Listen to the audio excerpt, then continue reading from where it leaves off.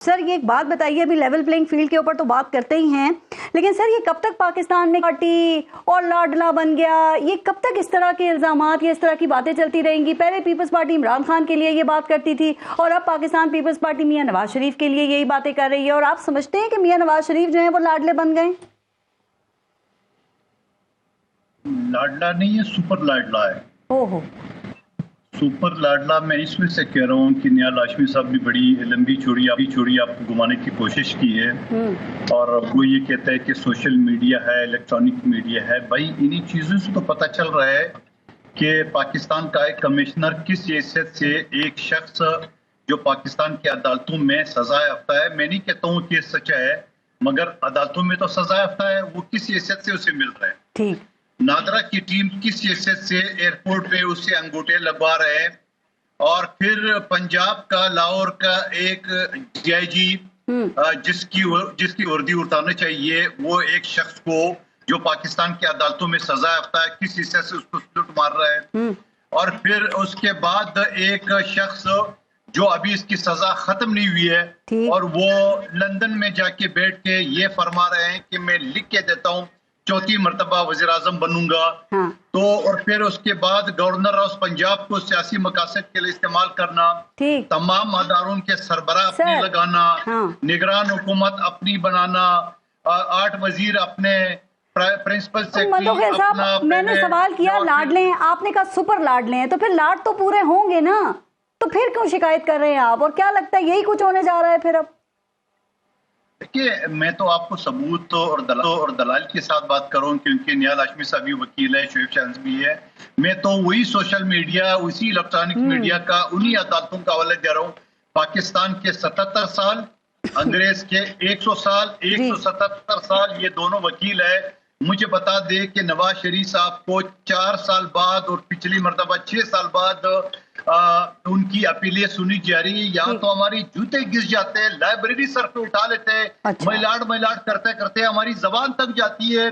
2 दिन लेट है, sorry, time बाद। तो ये कौन सा टाइम है जो 4 साल में बाद हुआ? ये आप लड़ेगा, इसका जवाब मैं लूंगी, लेकिन एक बात और बताइए कि पीपल्स पार्टी जो लेवल प्लेइंग फील्ड ना मिलने की शिकायत कर रही है, सर आपको जलसे करने की आज़ादी है, आपको इंतखाबी मुहिम चलाने की आज़ादी है, आपको मीडिया पे आके आज़ादी से बात करने की आज़ादी है, बिल्कुल आप कर सकते हैं, आपके लोग गिरफ्तार नहीं हो रहे, तो फिर कौन सी कमी है सर जो आप समझते हैं कि रह गई है और वो पूरी होनी चाहिए?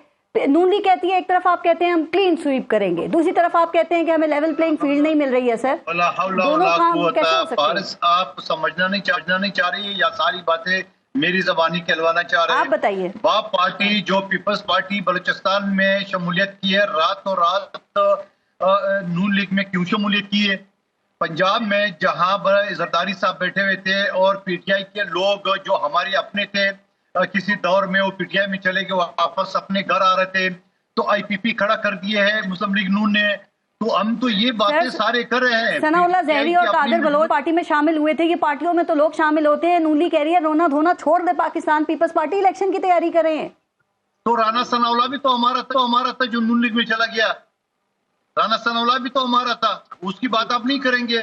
डॉक्टर मालिक बलोच की, कादिर बलोच की आपको बड़ी याद आ गई है, वो पंजाब का सदर बना दिए, मार के उसको जो ना वो मुर्दा लाश समझ के उसको फेंक दिए हमारे वजह से। उसके बाद जाके वो चला गया और किस वजह से चला गया ये भी सब दुनिया को पता है। सवाल ये है, हमारा शिकवा ये है, नून लीग के साथ हमने अच्छा वक्त गुजारा है 16 महीने, और शहबाज शरीफ साहब कभी जिंदगी में नवाज शरीफ साहब होते हुए वज़ीर आज़म का ख्वाब नहीं देख सकता था। ये तो जरदारी साहब ने, अब नियाज़ हाशमी साहब मान ले या ना मान ले, अब उसको वज़ीर आज़म बनाया। तमाम अदारों के सरबराह उनके 25-30 मावन खसूसी उनकी अहम वजारतें, उनके तमाम अदारों के सरबराह के, ट्रिब्यूनल के सरबराह, ठीक है सर, सारे इनके थे। मंदोखेल साहब, आपके एक सवाल भी ये है कि जरदारी साहब इस वक्त में क्यों तंज कर रहे हैं सर मियां मोहम्मद नवाज शरीफ पे, कि वो कहते हैं कि मैं मुल्क से बाहर अगर जाऊंगा तो अपने वर्कर की आंखों में आंखें डालकर मैं जवाब नहीं दे सकता, बात नहीं कर सकता। आपको याद है कि पाकिस्तान पीपल्स पार्टी तो उस वक्त में यही कह रही थी कि मियां साहब बीमार हैं और इन्हें बाहर मिलने की जाने की इन्हें इजाजत मिलनी चाहिए, और बिलावल भुट्टो का बयान भी रिकॉर्ड पे है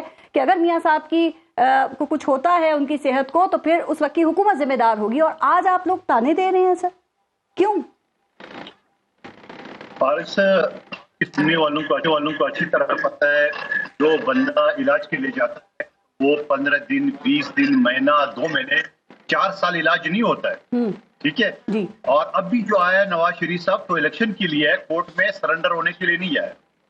दूसरी बात, निहाल हाशमी साहब जो फरमा रहे हैं कराची के हवाले से, कराची में 7 यूसी चेयरमैन जीते इनके, हमारे 100 से ऊपर है। वो 7 भी पीपल्स पार्टी के साथ इत्तेहाद भी जीते हैं, सिंगल एक भी नहीं जीता है। और फिर ये हमारे बारे में कहते हैं, जरा आप कराची के अवाम पूछेंगे शहबाज शरीफ साहब से कि 16 महीने आप वज़ीर आज़म रहे, आपने कराची के लिए खुद अपने हल्के के लिए 1 रुपए का काम मंजूर किए। आपने तो इतना तासुब किए मेरे साथ कि मैं पीपल्स पार्टी का एमएनए क्यों बनाऊं, आपने तो मुलाकात से इनकार कर दिया।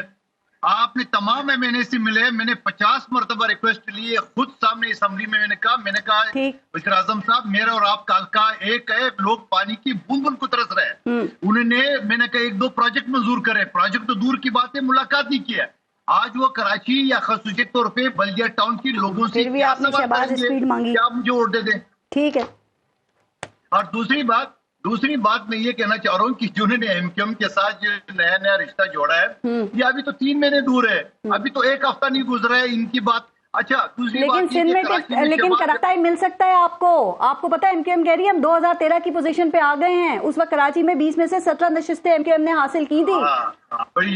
बड़ी अच्छी बात की आपने 2013 में उस वक्त अल्ताफ हुसैन की एमक्यूएम था, आज किसका एमक्यूएम है? अभी आप वीडियो उठा के देख ले, लोग सोशल मीडिया में चला रहे हैं। ये मुस्तफा कमाल साहब एमक्यूएम के बारे में क्या कहते हैं, अल्ताफ हुसैन के बारे में तो कहता था, एमक्यूएम के बारे में क्या कहता है वो वीडियो चल रही है। दूसरी बात ये कहना चाह रहा हूँ कि ये मुस्तफा कमाल पहले से नॉमिनेट हो चुका है मेरे हल्के में, जहाँ शहबाज शरीफ साहब 2018 में खड़े थे। तो ये बताओ ये नूली कहाँ खड़ी होगी? सर मैं बताती हूँ, तो 2-4 था ये 249 मलिक में होगी, मरियम नवाज मलिक से लड़ाई। सर आपको पता है ना पीपल्स पार्टी और नून लीग में बड़ा कम फासला था सर, ये तकरीबन अगर देखा जाए तो 900 वोट्स का डिफरेंस था। मंदोखेल साहब आपने लिए थे 15,600 के करीब और नून लीग लिए थे 14,700 के करीब। सर नहीं ना लिए थे पूरा कैलकुलेशन रख ले, पूरा पीडीएम जमात-उल-इस्लाम फजलाबाद एमपी ये सारे लोग तो फिर मैं इस तरह एमक्यूएम और पीएसपी के भी लेती हूँ, पार्टी का सिंगल तो मैं एमक्यूएम और पीएसपी के भी जोड़ लेती हूँ ना, वो भी तकरीबन 15,000 के करीब होते हैं अगर उन दोनों के वोट्स मिला लिए जाएं तो। अब आप तैयार हैं? जैसे आप जो ये ड्राइंग रूम में बैठ के आप लोग कैलकुलेशन कर दो पिछले इलेक्शन के, ये मैं रिजल्ट बता रही हूँ, सफाई कर दिया, ये मैं रिजल्ट बता रही हूँ कि ड्राइंग रूम की कैलकुलेशंस नहीं है। ये निहाल